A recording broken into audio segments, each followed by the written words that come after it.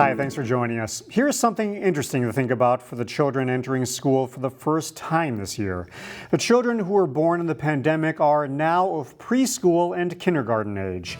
In today's Newsmakers, Rasmussen University's Mary Moose shares unique insights on this group of children, sometimes called COVID babies. A COVID baby would be a child born during COVID. So a child that was born in 2020, generally, or 2021 even. So they were born during the time of the pandemic, either during the social isolation time or even in the recovery time. And now these COVID babies, or these children born during that time, are now hitting our school systems. They're hitting preschools as of last year, and this year they're hitting kindergarten.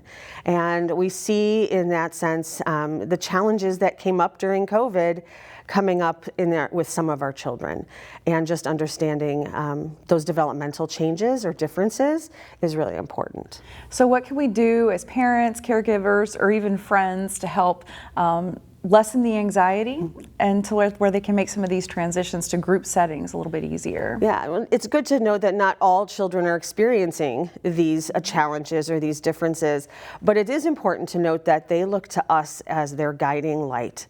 You know, we as adults in their lives, their parents, their friends, their caregivers, are the ones that set the stage. So if we are showing anxiety or nervousness about social situations or about taking risks in social situations, they're going to experience that anxiety and that nervousness.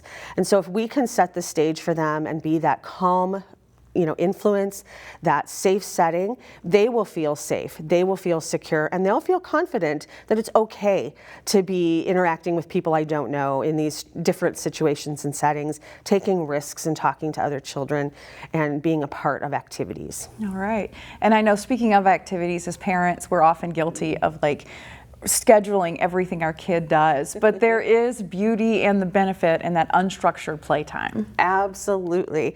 Unstructured play is, as Maria Montessori, a child psychologist, used to tell us, it's the child's work.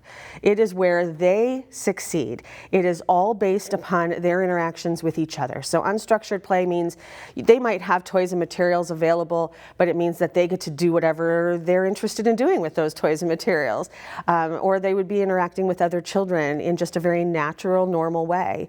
And by doing that, they are practicing interactions that they would do in more formal situations. And so giving them that unstructured playtime allows them to figure it out on their own, which we know is the way that they learn and are able to absorb that and continue learning and doing and learning and doing for the rest of their life. And that is what we really want as parents too, for them to figure it out on their own, to be independent, successful human beings. Absolutely. All right, lots of good stuff here. Yeah. Mary Moose, Department Chair of Early Childhood Education at Rasmussen University. We did not call each other to both wear green, but we did. And yes, it's a good thing. Thank you for having me.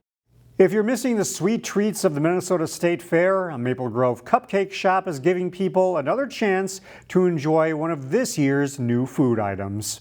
So being as not everybody can make it to the state fair, we wanted to make it accessible to anybody that's around.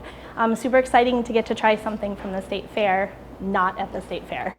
Nadia Cakes made its big state fair debut this year, partnering with Bridgman's Ice Cream on a treat called the Land of 10,000 Cakes. The dessert is a concoction of 3 cupcakes paired with Bridgman's butter brittle ice cream and topped with a cherry. Nadia Cakes staff members say the debut went well.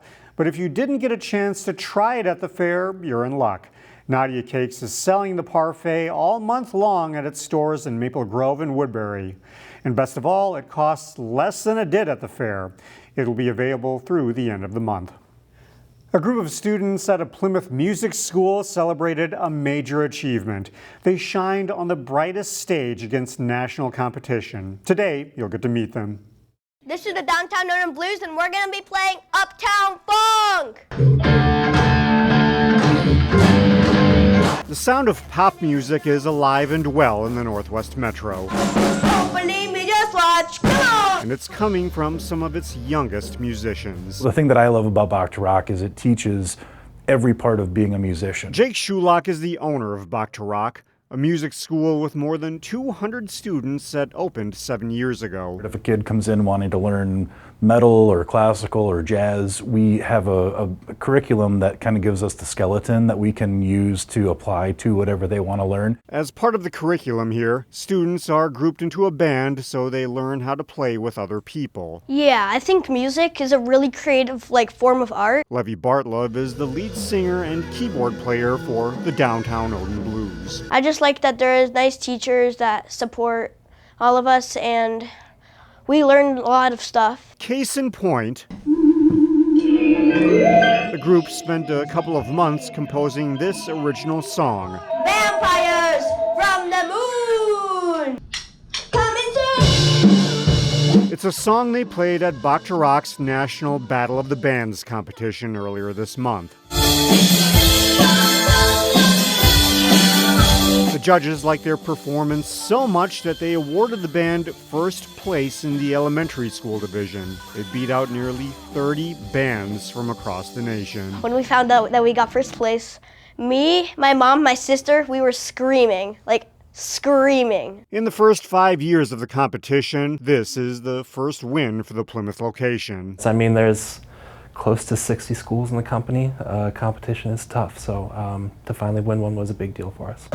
Girls, it's hallelujah. The band still has a lot of work to do before headlining at First Ave, but this win is certainly a good start. And the band is hoping for a repeat win at next year's Battle of the Bands competition.